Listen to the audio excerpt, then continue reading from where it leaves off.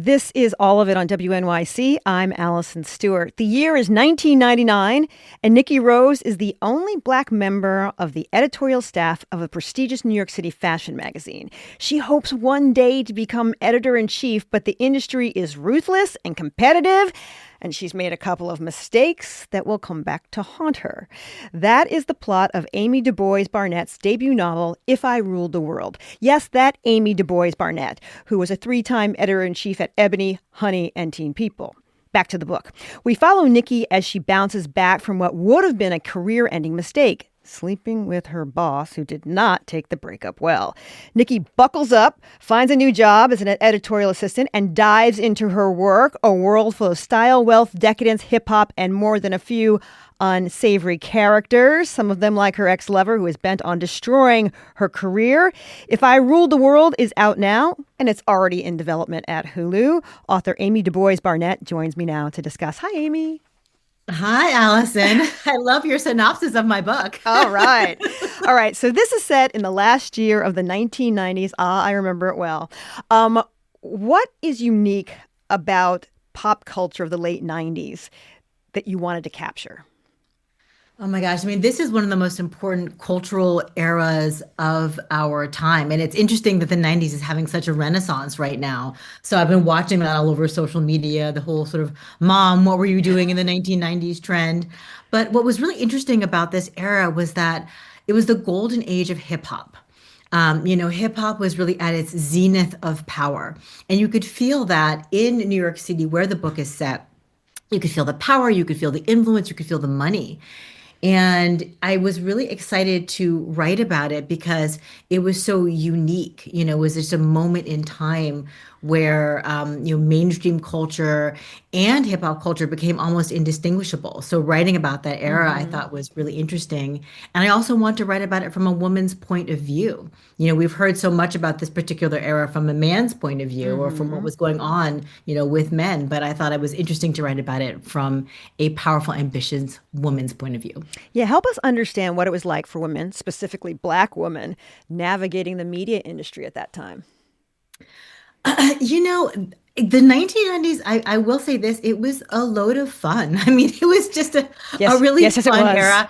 And it certainly was. So I don't want to give the impression that it wasn't fun. I mean, it was such a sexy, glamorous time. And I had two hands in the air, as did, as did many of my colleagues. I mean, we were having a very good time. But beneath that sexy glamour, lurked a lot of danger, for women in particular. It was a perilous time. And it was a perilous time, I think, for women who were music industry adjacent because there was so much rampant misogyny and sexual harassment and sexual violence that were going through culture at that time. And so we had to navigate that. And then for those of us who were working in media, if we were working in predominantly mainstream or white spaces, we were navigating, a lot of racism, that people did not have self-awareness around at that time. And so we were trying to figure out how to get our ideas heard, how to get our perspective understood and appreciated in those spaces. It's interesting. You can put your hands up in the air, but if you put your hands up too far, you felt a glass ceiling. Ooh, nice one. That's the way I thought about it. That's exactly right. That's exactly right. You served as editor-in-chief of Teen People, Ebony, and Honey, as well as deputy editor of Harper's Bazaar. What's a piece of that world that you knew you wanted to capture in this novel? And, the late 1990s were the heyday of magazines. And so this book is a love letter to the music industry. It's a love letter to hip hop that with which I have a complicated relationship. And it's also a love letter to magazines, because this was a time in which they were an incredibly powerful media platform. A cover could make or break an artist or an actor. And I wanted to capture what it felt like to be a part of an industry that was so powerful, and also so culturally important. I mean, we weren't just reflecting culture, we were making culture, and there was so much at stake. And so when you walked into those offices in magazine world at that time, you felt the pressure because there was so much at stake. I'm speaking with veteran media executives Amy Du Bois Barnett. It's her debut novel following a young black editor as she navigates the cutthroat world of hip hop music and glamorous magazine scene of the 1990s. It's called If I Ruled the World. Tell us what's going on with Nikki when we meet her. So when we meet my protagonist, Nikki Rose, she is the only black editor at a high-end fashion magazine. Think of maybe Vogue. And, she desperately wants to be an editor-in-chief. She's got powerful enemies. She's trying to navigate what it feels like to be in those all-white spaces. And she eventually becomes the editor-in-chief of an urban women's music and lifestyle magazine called Sugar. And when she does that, she's not really coming of age because she's an adult when we meet her. She's 29 going into, she's about to turn 30. But she's coming of power. She's coming of Mm-hmm. power within these institutions that are so culturally important. And as she's doing it, as she becomes editor-in-chief of Sugar, she's trying to figure out, who she's willing to become and what she's willing to do in order to realize her dreams. She's trying to figure out how to find her voice. She's looking for true love, and she's navigating, all of the misogyny, again, that was absolutely rampant, during that time. And so, Nikki is a woman who makes a lot of mistakes, but you root for her because she's really driven by purpose. She cares about her Mm. community. She's excellent at her job, and she goes on a journey that, takes you to a place where she does ultimately find her voice. Would you read a little bit from your book, If I Ruled the World? Oh, sure. Let me read you a brief section. Um, for context, Lucinda is Nikki's boss at Stylist, which is that high-end fashion Mm-hmm. magazine I mentioned where she was working when we first meet her. And Teresa is her best friend. So I'm going to read you this section. After Lucinda's Black Girls Don't Sell comment, I'd expanded my collection by adding entire magazines that featured Black women. It didn't matter the topic or even the language. I would buy any magazine that put someone who looked like me or my mother on the cover. When I added sugar to the mix, I began to analyze each issue, slapping post-it notes with scribbles over badly phrased story titles and design disasters, writing down ideas for issue themes, investigative features, and possible covers. I kept everything in a large box, which I hauled out and placed on the coffee table in front of Teresa. Is there a severed head in there? Teresa asked, removing the lid from the box. What is all this stuff? Is it porn, girl? Oh my God, will you just tell me what you think? I called over while I looked through my stack of local restaurant menus, settling on jerk chicken with rice and peas from our favorite Jamaican spot. You want a veggie roti? I asked. Mm-hmm, was all I got back. She was deep into my notes on cover concepts. By the time I put in our order, Therese was on the floor, the box's contents surrounding her, and she had rifled through most of it. I had mentioned sugar to her in passing, but this was a whole nother level. Nick, you put a lot of time into this. Teresa was staring at me hard. What are we doing here, girl? Don't know, T. I can't stop thinking about sugar. Their audience, is it us, right? I mean, I think we deserve better. Well, better than what? Better than the way magazines treat us now. The few paltry pieces a year in Stylist about the flashiest black people in New York or LA are almost worse than nothing because they think they're being so inclusive. I'm sick of being trotted out at sales lunches and investor meetings when Park Avenue Pub wants to look like they give a crap. I flipped open an issue of Sugar. And better than this too. Typos on every page and lame Q&As with background dancers counting as journalism. So Stylist thinks we're irrelevant and Sugar thinks we're stupid. Nikki hit the nail on the head. Ugh, exactly. That Well, was that's a little extra. Sugar, by the way, is the magazine, the Urban Women's Music and Lifestyle magazine, where Nikki, my protagonist, eventually becomes an editor in chief. And in that section, she's looking through a box of inspiration. She's deciding what she wants to do next. Does she want to stay at Stylist, the high-end fashion mm-hmm. magazine, or does she want to go to Sugar magazine? And what would she do if she did go over there and run Sugar? Well, it's interesting. At the top of that section that you just read, there was an editor who said black girls don't sell magazines. They don't want to put a black girl on the cover. Did anyone ever say that to you? Haha. That so one of the burning questions that I get when I talk about this book is how much of it is me? Is it Hmm. is the story me? Um, and it's not my journey. Nikki, my protagonist, is very different. She's a very different character than I was at that time. But I did pull maybe four or five kind of moments from my life, and I appropriated them for the novel, and this is one of those moments. So that actually did happen to me at a different stage of life than it's happening to my protagonist, but it was an Italian gentleman who was running a fashion magazine that I worked for very, very early in my career. And I was pitching somebody, a black model, for a cover, and he just looks at me. Was smoking cigarettes in his office, which was illegal at the time, but he didn't care, in his very, very shiny suit. And he's like, "Ah, Amy, black girls don't sell magazines." And it stuck with me all of these years.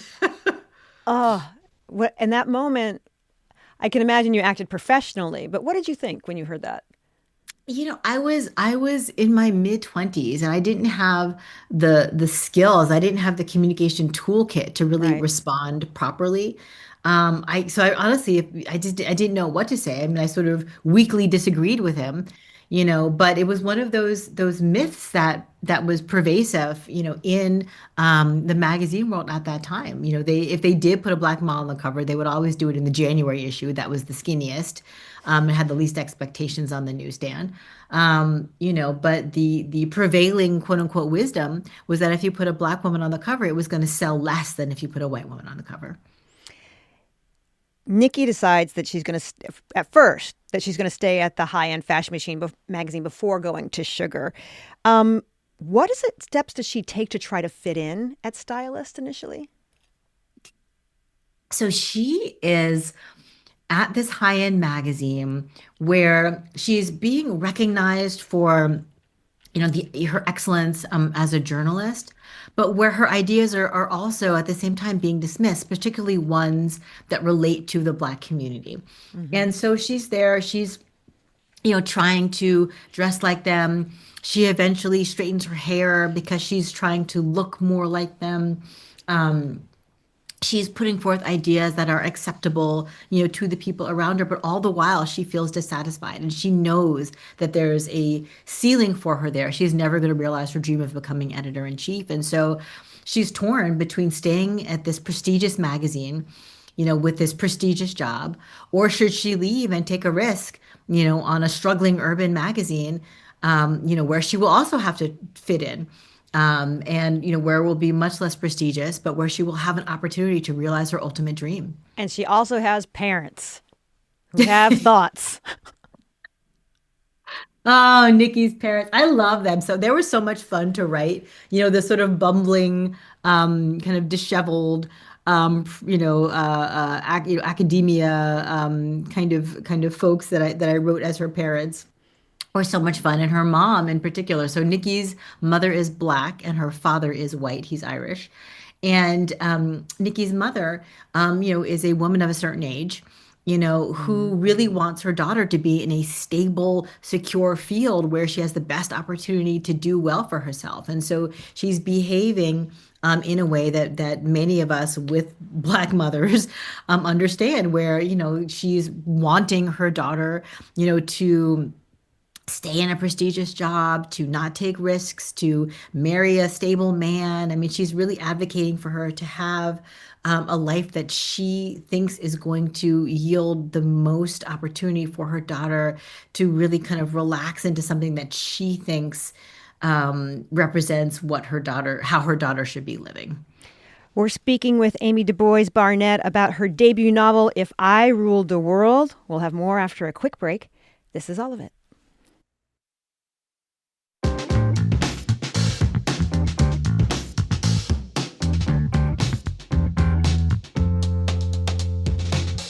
This is all of it on WNYC. I'm Allison Stewart. We're talking about a new novel which follows a young Black editor as she navigates the cutthroat world of hip hop music and a glamorous magazine scene of the 1990s. Author Amy Du Bois Barnett is here to discuss her new book, If I Ruled the World.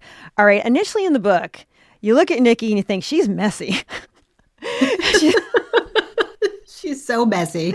She's so messy. She's trying to take control of her decisions, but she's messy from time to time. Why did you want your protagonist to not be a perfect person? Well, who wants to read about a perfect person, Allison? I mean, that's just so boring. None of us are perfect. We've all made mistakes. Nikki is particularly messy, and the mistakes that she makes are, kind of particularly acute and striking and have a lasting impact on her that you will feel throughout the course of my book. But I wanted her to go on a journey. I wanted readers to, see this woman who was very imperfect, who was, making vast errors in her personal life and in her professional life. And I wanted us to go with her as she becomes herself, as she really figures out how she wants to walk through the world, as she finds her own voice, as she becomes comfortable in her own skin, as she gets more confident. I thought it was important also to show people that you can make all these mistakes and come out on the other side. I think that was actually a great lesson. And the mistakes were fun. I mean, this is a page turner of a book, Mm-hmm. I really wanted this book to be a fun read. And when you read about what she's going through and what she decides to do in various moments, you're like, oh my God, I've told people have told me they've been like yelling at my book, like, don't do it, Nikki. Oh, and And she that does. makes for a good read. She leaves the fancy magazine stylist to go to Sugar, and she sort of has a mission for Sugar. But when she shows up, there's a question about whether she's black enough to be there. She's been straightening her hair. She's wearing a certain kind of like Ann Taylorish suit when she shows up. How did you want to reflect on those issues that still come up for people? Is someone black enough? I wanted to talk about race in a more nuanced way. And as I mentioned before, Nikki is biracial. She's a black woman. She identifies as black, but technically she is biracial. And so when she enters certain spaces, she is being asked to whether she's authentic enough. She's being asked to prove her blackness. She's being asked, whether or not she can properly represent, Sugar Magazine's urban black audience, because of her background. And even though that's not how she feels about herself, my protagonist was raised in Harlem. She went to Howard University for college. So even though she's not walking in thinking like, oh my gosh, like I'm not black enough for this space, she is being asked to prove herself. And she's being asked to do so while she's acclimating herself to an urban culture that she has been a fan of, but she hasn't worked within. And so she's trying to navigate what it feels like to work adjacent to the hip hop music industry while she's being asked to prove her blackness. And this for her proves to be a very nuanced and complicated moment in her life. You mentioned that she's 29, and in your real life, you were just 30 years old when you took over Honey. That is true. Looking back, how prepared did you feel to take on that role? I mean, I was terrified. I was definitely scared. I was scared, but I had also been through a lot by that point, and it's part of what distinguishes me from my protagonist, Nikki. My mother passed away at a young age, and I learned a lot of lessons, earlier than most people learned them. I'd already worked in finance. I'd worked in fashion. I'd gotten a master's degree in writing, um, and and I had worked at Essence. So when I was getting my graduate degree, I won a short story, an award for a short story, and the person who presented me the award was the then editor-in-chief of Essence magazine, who kept in touch with me and offered me the role of fashion and beauty features editor when I graduated. And so I was coming from that into Honey as editor-in-chief, and I had all these diverse experiences that really layered into who I was. And so I was more mature, I think, and more prepared, generally speaking, as a 30-year-old. But I was still terrified because this was something I'd never done before in my life. And I was walking into a world that I didn't fully understand until I was inside of it. What did you tell yourself every day when you showed up for that job? If not you, then who? That has been my mantra Hmm. for so many times in my life, when things were scary, when things were difficult. I've always recognized that I had a particular responsibility. I've always felt that, at least that because of my background, because of the experience, the anomalous experiences I've had in my life, I always realized that I was really well suited to represent communities that I care about in a way that would give us as broad a voice as possible. And I knew that when I was walking into the mainstream media outlets that I work for. I knew that when I was running the Black and urban outlets. I was like, okay, on my most difficult days, I was like, Amy, if not you, then who? This is your responsibility. And that kind of mission-driven attitude toward my career really sustained me for decades. My guest is Amy Du Bois Barnett. The name of her novel is If I Ruled the World. One thing I did want to touch on the novel before we run out of time is that it deals with sort of a pattern of misogyny in media moguls. Fill in the Yes. blanks.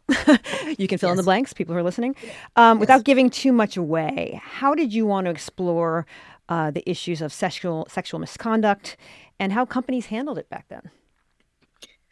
I mean, this novel, If I Ruled the World, is set in, New York City in the late 1990s. And, this was a time when there really wasn't a lot of recourse, for the rampant, sexual harassment and sexual violence, and general misogyny that was threaded through certainly the music industry, but also many, parts of many industries, Hmm. of course, and obviously the media industry as well. Um, and I wanted people to understand that it was a very nuanced time where it was so baked into the culture that we didn't really know there was anything wrong. We just kind of knew, okay, well, this isn't great, and don't avoid that person. Don't go and get into a limo with this guy. Hmm. Don't go into a dark corner with this guy over here. We would just sort of tell each other these things, like, just as sort of precautions. But what were we going to do? Report it to HR? There was no real kind of sort of general cultural HR, for the things that would happen to us when we were sort of out in the streets. And then when we were in our professional environments, so many of these incidences at that time would be just dismissed as, okay, well, what really happened? Or, were you, I mean, not to be reductive, but were you wearing something, Hmm. sexy, or, and people just really didn't understand. I think we didn't have the self-awareness at that time. We didn't even have the language at that time to really address these issues in the ways that we do today. Yeah, you have an HR scene in the book, and she's sort of Mhm. like, well, what do you want me to do about it? Right? Well, I mean, exactly. In the book, she's like, this man is powerful. He's bringing this company so much money, right? The person that they're discussing, and the company doesn't want to touch him. And I have seen that happen. I've seen that happen in real life, where there is somebody who is a kind of renowned misogynist, who is a renowned, has, renowned sexual kind of harasser, but who has not, who had not been, certainly fired Hmm. or even admonished by a company because he was generating so much revenue. When you sat down to write If I Ruled the World, you started writing this in your 30s. I did. I started writing it when I was editor in chief of Teen People magazine, which was right after Honey magazine for me in my professional journey. And, it was interesting. I was so close to the era in which the book is set. I mean, I wrote about 100 pages, and there were 100 pages of, a plucky young woman who wants to be editor in chief. And it was kind of a sort of a fun romp, if you will. But then I put the book aside, for many years for a lot of reasons, in part because I didn't have the creative bandwidth as I was, Sure. moving through my career to finish it. But then the story wouldn't leave me. And then in 2023, it just all of a sudden felt really urgent. Like I Hmm. really wanted to finish this book.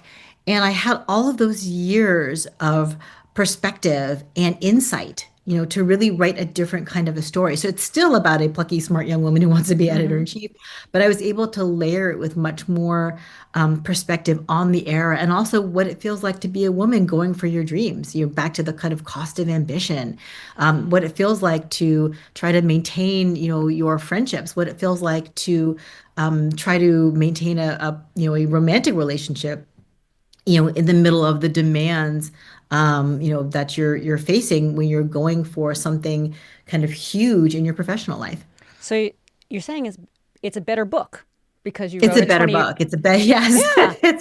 It's a much better book now than it would have been if I'd finished it, in my early 30s. So it's interesting. People ask me how long it took to write the book. I'm like, well, depending how you look at it, about a year and a half to 2 years, or 18 years. I read somewhere that you listened to a lot of 90s R&B to kind of get in the mood to write this. What was your playlist like? Oh my God, my playlist was God, the 90s, like hip hop and R&B were so good. I mean, I was listening to all kinds of like, Arrested Development and Jill Scott and early Jay-Z and, Foxy Brown and Lil' Kim and MC Lyte and Queen Latifah and Nas and Lauryn Hill. I mean, you know, I mean, I'm still listening to that. I probably need to switch into a different kind of playlist because the next book I'm writing is set in present day. So I Oh, should probably switch now, but I can't get off of the 1990s hip hop and R&B playlist that I've been on. so you're writing another book. I am. I have a 2-book deal with my wonderful publisher, Flatiron. So, in addition to working on the television adaptation of If I Ruled the World, in partnership with Lee Daniels, set up at Hulu, I'm also writing the second book for Flatiron. And it's not a sequel, it is a Okay. totally different subject. Like you said, are you listening to music to get in the spirit for that? Not yet. I'm still on my 90s playlist. I Okay. can't let it go. What are you excited about seeing come to the screen when this book gets adapted for Hulu? When you really think about it, like what are you excited about seeing in real life, in real life? Yes. I mean, the era, when I was writing this book, it's such a textured representation of the era. I really wanted my readers to feel what it was like to live in the 90s, the music, the smells, the fashion, all the sounds, like everything. And I always envisioned it being on screen. Like when I was writing my scenes, I could see them playing out across my mind. I always knew it was supposed to be on screen. And now I can't wait for people to really see this authentic representation of what it was like to be in the music industry and adjacent to the music industry and in publishing, in magazines during the heyday of magazines in the 1990s as a Black woman. I mean, I'm cannot wait, honestly. The name of the book is If I Ruled the World. It is by Amy Du Bois Barnett. Thank you for making the time to talk to us. I am so thrilled to be here, Alison. Thank you so much. There's more All of It on the way. Riz Ahmed is the creator and star of a new series, Bait, about a young actor trying to make it, but somehow he keeps getting in his own way. It's hilarious and cringe-inducing, and coming up, he joins us in studio. That's coming up on All of It after the news.